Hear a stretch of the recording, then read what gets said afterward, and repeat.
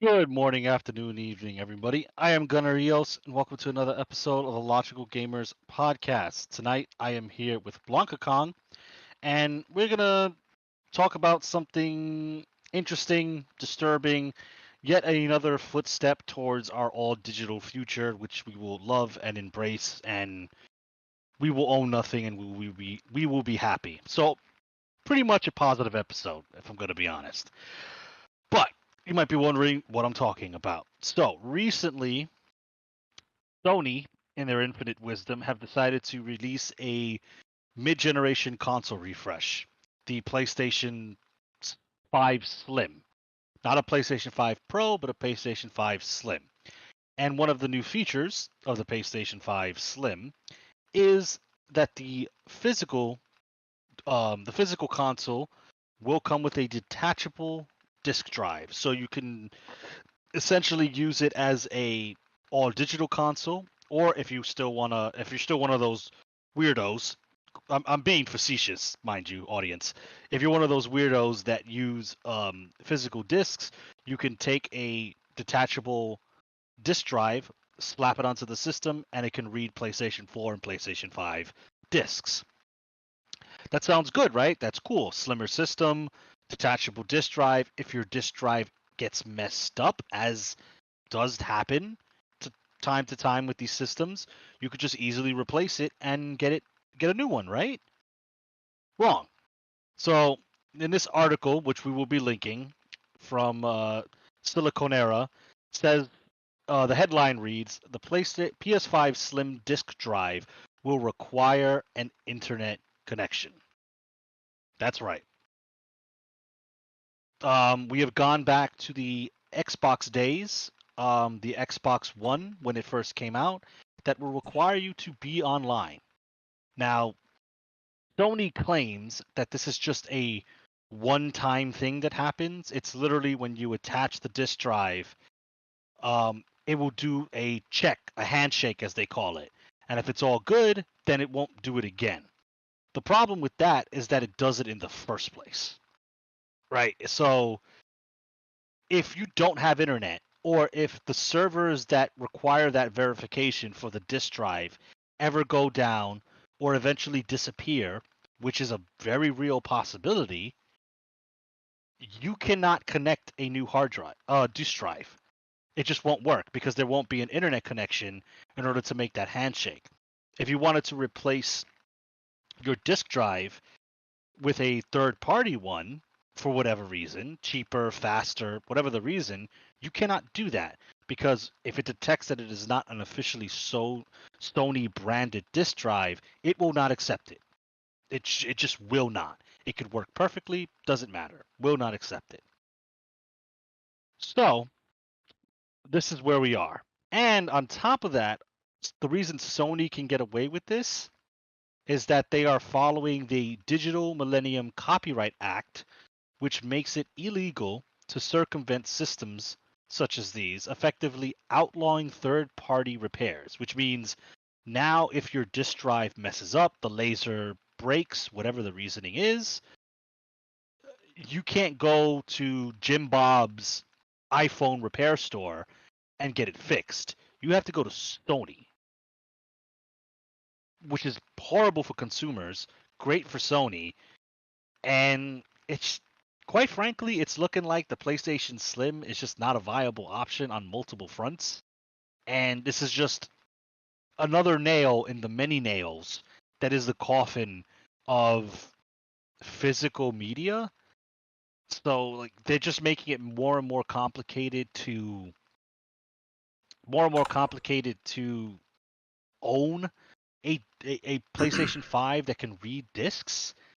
And if I admit I was on the fence about this for a little bit, but this kind of pushed me over. I'm I'm with Kong on this one. He's been saying it for a while that the next console, if we see a PS5 Pro even, but definitely the PlayStation 6 is probably going to join Xbox as being all digital because I think Sony is making this cumbersome and annoying by default so they can just justify getting rid of the disk drive as a whole with the P6 or even a P5 Pro, if that's a thing, and they could just be all digital and control and force people to use their ecosystem and their store like they really want to. So that was a pretty long intro. I just kind of wanted to surmise everything. Yeah, so this sucks pretty much. This is not good to put it lightly.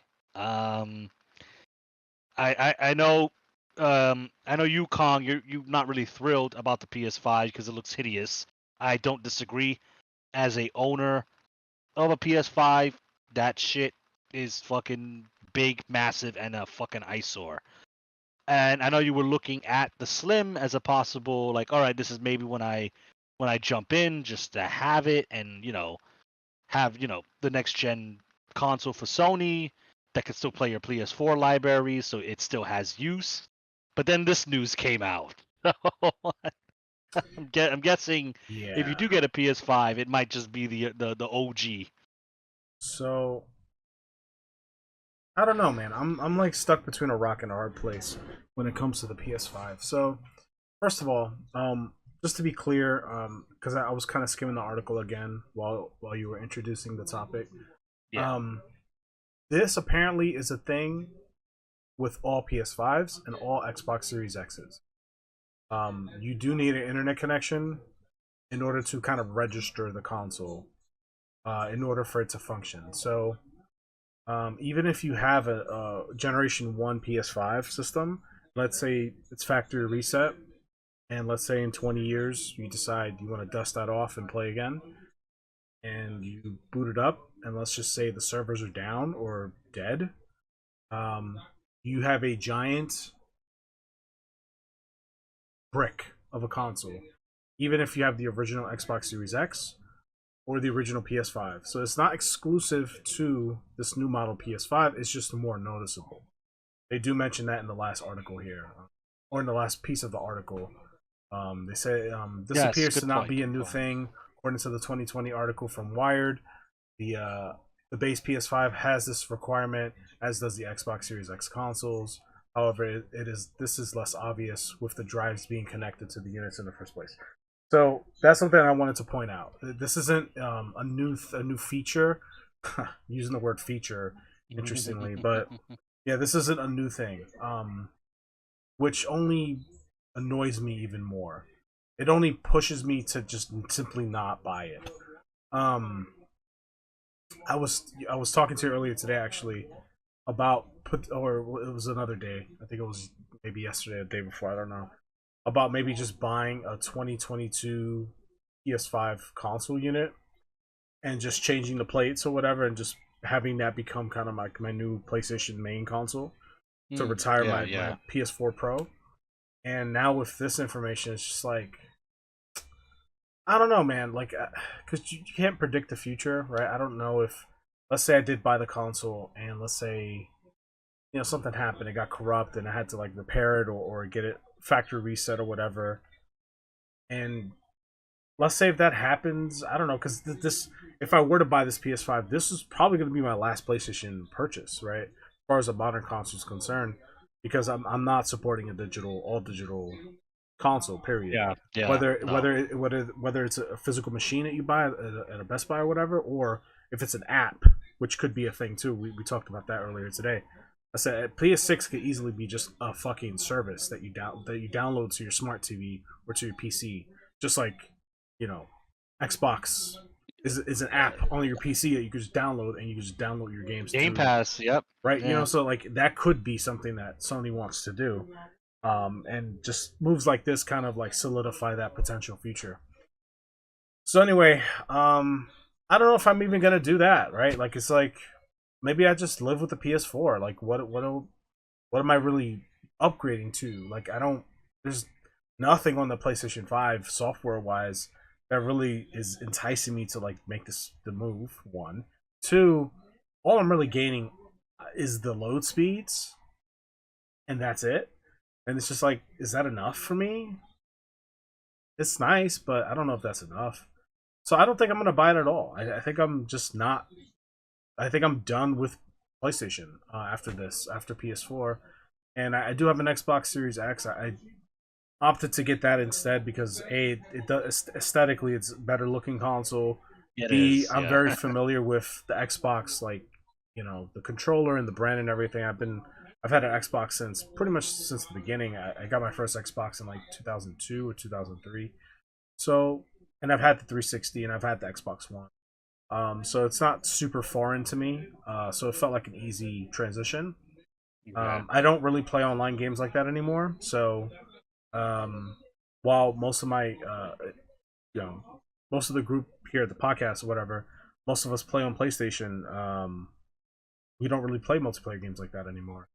So it's like, okay, well then I don't really need it for that. Um, I think I'm just good with just getting the Xbox, just to have access to the whatever modern games may come out that I want to play, and maybe I just stop there, right? Maybe this is the end. Yeah.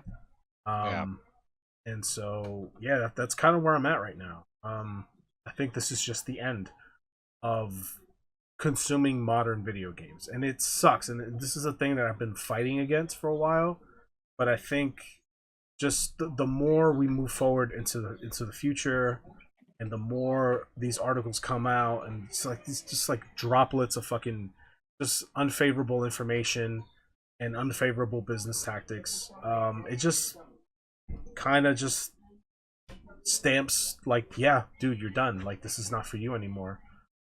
So you either gonna buck up and just give in to the new way of doing things, or you stop and you find something else to do, right? Like this, Yeah. and that's where I'm at. So, and I'm leading to just Okay. stopping. So, yeah. No, I get that completely. I mean, I recently got a PlayStation 5 a couple months ago. Because I figured, it was the time. No, like it was a decent time. There was enough backlog of PlayStation 5 games, not exclusive games, because realistically, I don't. That could be a whole other podcast topic in and of itself. Like people will buy consoles based solely on the exclusive titles that it has. I'm not really into that. Like if you have, for me it's genre based. If you have what I'm interested in, which is primarily RPGs, tactical games, Japanese RPGs, then I'll gravitate towards that. So for me it's the Nintendo Switch, and it's more than likely its successor, whenever that's going to be, and the PlayStation 5, because that genre of game that I like tends to kind of gravitate towards those two consoles. Not saying that Xbox doesn't have any, but PlayStation, it usually, if it's like a JRPG, you'll see PC, PS5, and Switch. You rarely Hmm. see Xbox. Yeah. So yeah, that's how I rate what I get. So I got a PS5 because there are certain JRPGs that are coming out that aren't going to be on the Switch, or they might perform better on the Switch. So now I have the option. Do I want the better performance or do I want the portability? I can now choose. So, but like news like this just makes it it just makes it more and more distressing, because it's just like at this point it's really kind of just Nintendo that is still keeping the physical media train going. I haven't really heard. I mean, Nintendo does have its emulation, like it's GameCube. No, sorry, it's N64, Game Boy Advance, SNES, and NES emulation, which is all fine and good. But as far as their like current titles, the Switch, and I'm just gonna dub it the Switch 2 until we learn its official name. Those are more than likely going to still support. I'm assuming they're going to keep the cartridge idea, so I'm going to say they're still going to support the physical cartridge. I don't think Nintendo. I could be wrong, but I don't think they're willing to jump on the all digital bandwagon, because Nintendo just they're very stubborn in a lot of things, and I think this is the one time where their stubbornness is to our benefit. So like if they're stubborn and they don't want to adopt the all digital mindset, I'm down with that personally. Um, so, but Sony, Xbox is leading the charge in this shit. Like they are going, that whole leak due to the FTC case kind of shows, unless things change, that Microsoft is going their mid generation console refresh is going to be digital. There is no physical option, according to like some leaked images and documents that we got. Sony seems to be right behind them with the announcement of this slim PS5. It's kind of like they're just like but they're less committed than Xbox. They're like, well, we'll give you a detachable hard drive, but it's gonna have this caveat with it. Yeah, So Sony's definitely dragging their feet compared to Xbox when it comes to going all digital. I mean, we if you don't remember, then I'll just kind of give you a brief history.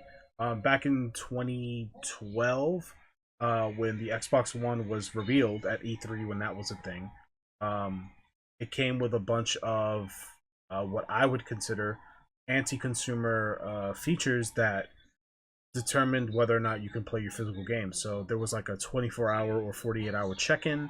So you'd have to connect to the internet in order to even like to check your license to play your physical games. That was the thing right, that they were yeah, trying to do, and they got a lot of flack for it. And Sony, with the PS4, they definitely like threw it in their face with a funny ad or whatever, with how you trade games or whatever. It's available. It's online. You can look it up. And uh, not soon after that, I think I want to say 2016, 2017, one of those years, Microsoft had actually had the Xbox One Slim model, the S model, but an all digital version of that model. That model exists. It's out there in the wild. You can find it. It's an all digital Xbox One S, 1 terabyte.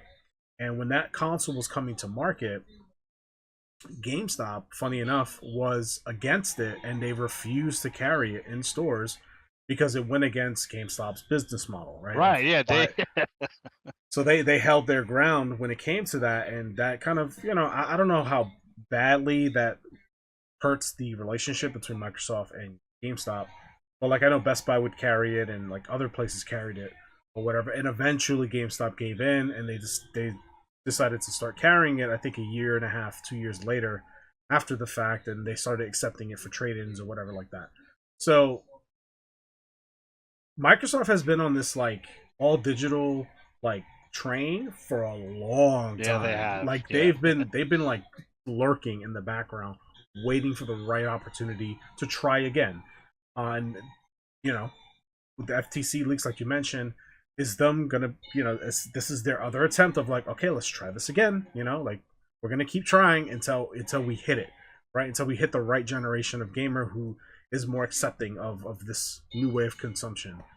So, and I think Game Pass has a lot to do with It does, yeah. with the easing of people into this like new way of consuming. It's like a jelly or like a lubricant of like, come on, just squeeze into this digital future, and that's what Game Pass is that lubricant, and it's working, right? Because people are consuming digital.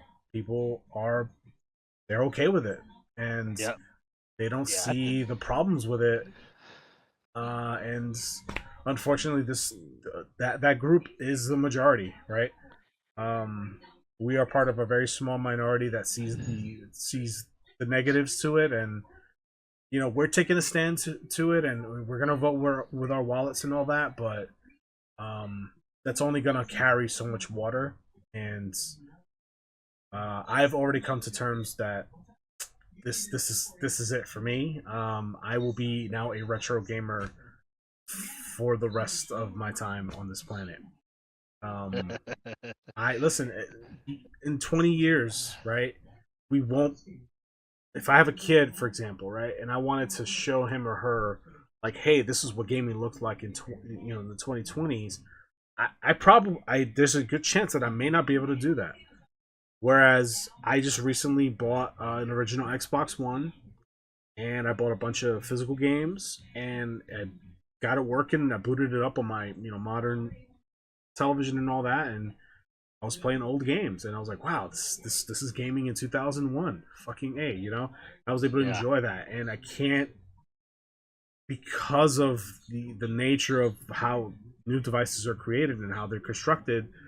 Um, that may not be feasible in 20 to 25 years. I mean, to be fair, I won't be alive in 20 years. That's possible, right? I don't know. Like, it's not about me per se. It's about just the community and the hobby itself. Yeah, it's like the history of the medium. Yeah. Yeah. So, um, yeah, it's really unfortunate. Yeah, I mean, That's kind of it where I'm at. is. Yeah, it is. And this kind of leans into because I know we'll have some listeners or people in the comments that say, "Oh, that's okay because you can emulate it and you can keep it and preserve it forever via emulation." And yes, I'm not going to disagree with that.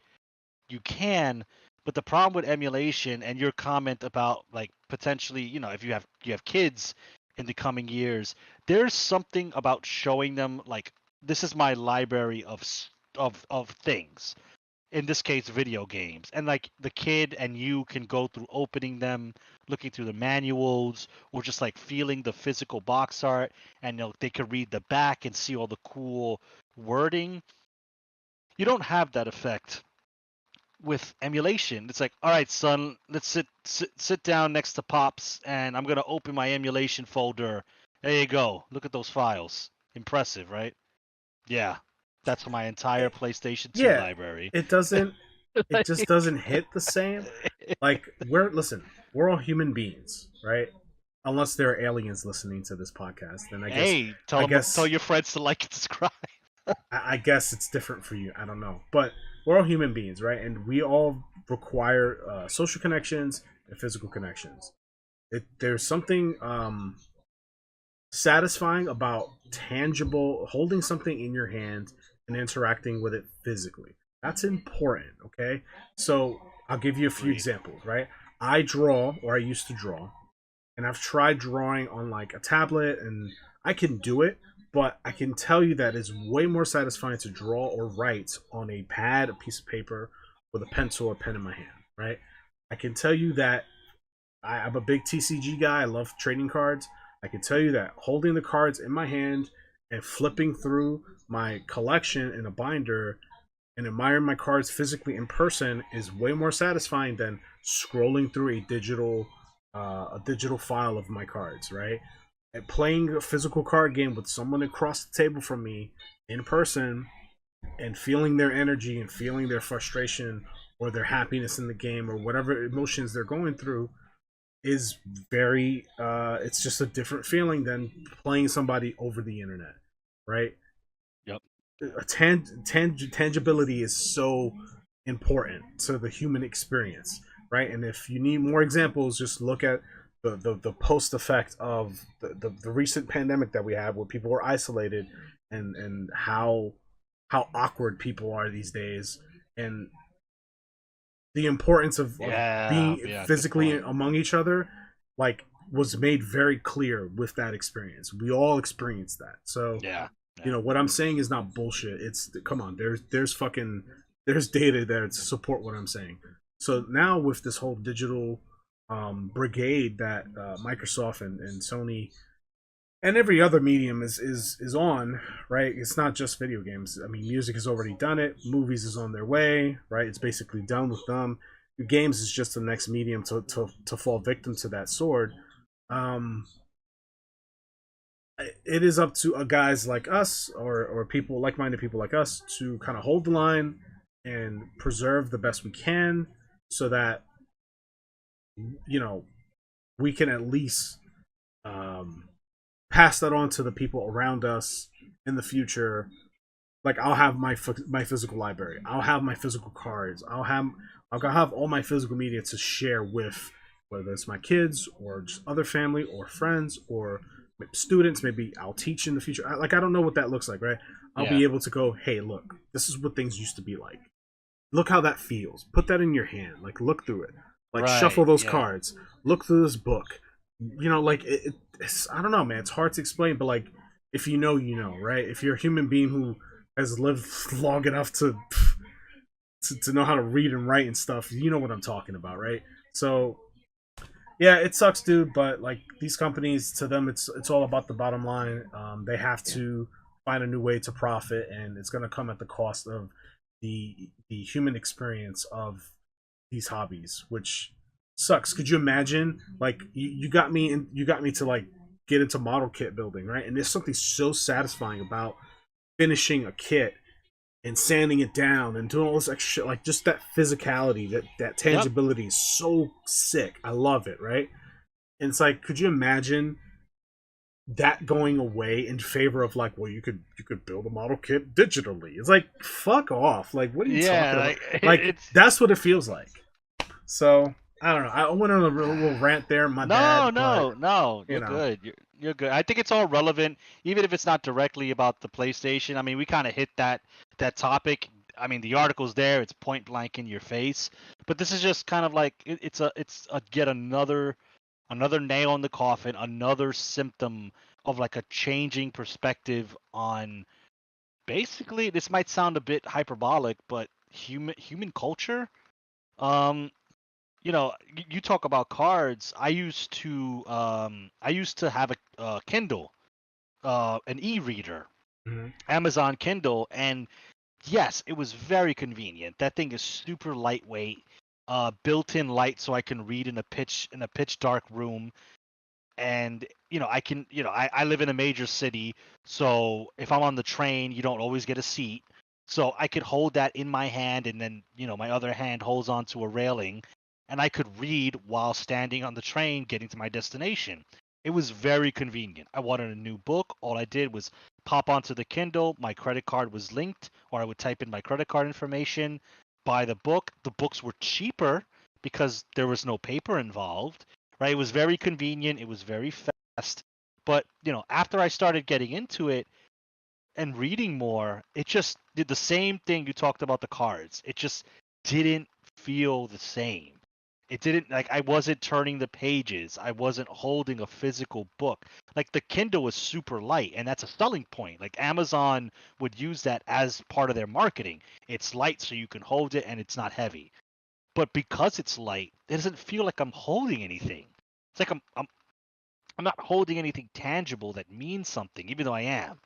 So I stopped using the Kindle. I bought it. It's still in my drawer. I'm not, obviously not looking for a return or anything, but I stopped using it, and now I'm trying to build up a library of actual books that I will read. And yes, is it now cumbersome?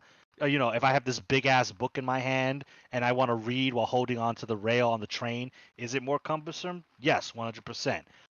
Can I read in a pitch black room? No, I now need a reading lamp, right? So now I've just like added what some people would call, I'd added difficulty to reading when the Kindle just made things so much easier.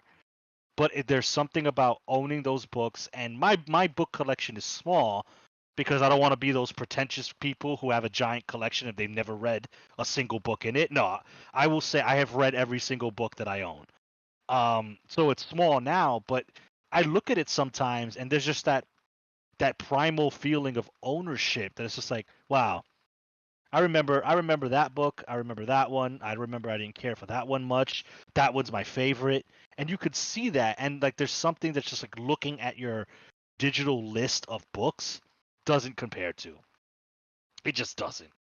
So like I get it, man. It's two different mediums, but it's the same, like the same emotion. It's the cards don't. It's not the same if it's on a digital playing field.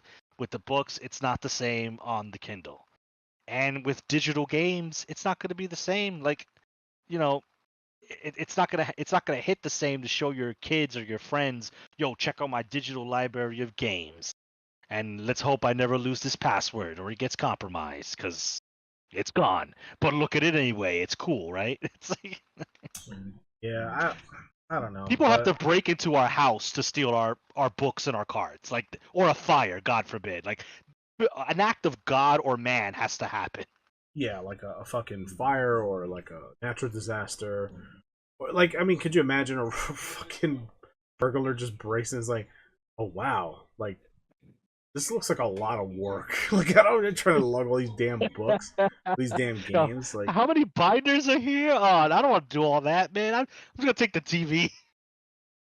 but but yeah, in all seriousness, it's the way it's going, whether we like it or not. This is the Yeah, future, and yeah, I'm okay with it. I've accepted it. I'm at peace with it. I'm just gonna do my part, and I'm going to hold the line, and I'm only gonna consume physical media. And yeah, and then that just means I won't be participating in new in the new form, like new items. Like I won't be shopping for new stuff. Like I'll be in the yeah, third party market, eBay, Amazon, Mercari, whatever, buying older games or older forms of media, and yeah. that's kind of where I'm gonna be until something changes, or maybe I have a change of heart, which I doubt, but it is what it You know, is. and that's fine because I think at least in our little group, I think most of us have gotten over that FOMO thing, Oh the whole yeah, FOMO craze of like, oh man, but if I'm not playing the latest and greatest game, if I'm not buying all the collector's editions that come out, like, what am I like? I'm gonna miss out. I'm gonna miss out on something like probably not. Like, how many games have we talked about on the channel and in private conversations that they've been overhyped, underdelivered, didn't work on launch, took 2 to 3 years to even get to a playable state? Like, bruh, FOMO is just overrated. Like, if you don't have to be on the leading edge of these games. That's what they want. They want you to constantly be dropping $70 on the latest and greatest because they know that some people will fear, oh, I don't want to get spoiled on Twitter. I don't want to like, a YouTube thumbnail to show the final boss. So if I don't get the game and beat it in a week, then it's gonna get spoiled. Like, bro, it's okay. It's okay. It's not. You'll live. And if the game is good, right? If the game is worth playing, people will talk about it, and you see the reviews. You'll see people in like places like Reddit and other online forums, and they'll say, yo, this game is great. Things like games like Elden Ring, like, oh man, this game is great. If you like From Software, you got to play this game. And like, you see multiple positive comments, then you can go, you know what, let me check out this game, right? But if it's a manufactured overhyped game like Spider-Man 2, um you know you might get that FOMO, buy the game, and then find out, bro, this game kind of lame. I don't like it. Not, it's not for me. But you yeah, caved into the FOMO. yeah. And for some people, it's that's enough. Like for us, it's if we do suffer from FOMO when it comes to a particular game launch or something like that, we buy the game, we consume the game, we play the game, we enjoy the game, but we get into it because we want to legitimately play the game. Some people, Yeah. they just want to be a part of the conversation around Yeah. the Yep. game, Yup. and Yup. so Yep. that's a different person. That's not the person that you're talking about. Um, I mean, these people are people who are in the hobby for just what I would consider the wrong reasons. And yeah, that's and unfortunately, they make up, I think, a bigger chunk of the overall They do. mass than we do, and so they're gonna dictate the kind of just the flow of things, and that's gonna influence decisions from like publishers and developers. So at this point, I'm just gonna shrug. Listen, when I go buy a game from like the '90s or the early 2000s, I know what I'm getting, right? So there's not going to be any surprises, and I'm going to be able to enjoy the experience. And I'm going to just let people do what they want to do, and I'm going to do what I'm going to do. So, and that's where it Yep. ends, right? And that's it. Like, I'm not But trying to yeah. preach or tell you how to like live your life. Listen, if you're listening to this and you think that I'm just a boomer and I'm an idiot and then I'm gonna miss out and that I'm hurting myself, you can think that. That's fine. I'm more power to you. If you want to consume and you want to give in to like the current way of doing things, you can do that. Like I'm not. I cannot stop you. I will not stop you. I'm not interested in stopping you. I've accepted that this is the fate, and we're just having a conversation about it. That's all this is. So Yeah. Exactly. yeah. Exactly. So anyway, I have no other points to make. Uh, we could wrap it up here Mm, if you're good. yeah. I can't really think of anything. I mean, if you've been following our channel and um listening to our podcasts a lot, you kind of know this is like a drum we beat on every Oh couple yeah, yeah, months. yeah. We're a broken record when it comes to this. Yeah, but it just it's kind of another way to chronicle the goings on in the video game space that means something to us, because if we didn't care about this, we wouldn't be doing this. So yeah, about this topic, I don't have much to say. I mean, just everything's going according to plan for these guys, I guess. So just like, you know, hold on to your stuff if you can. I know everybody's situation is different.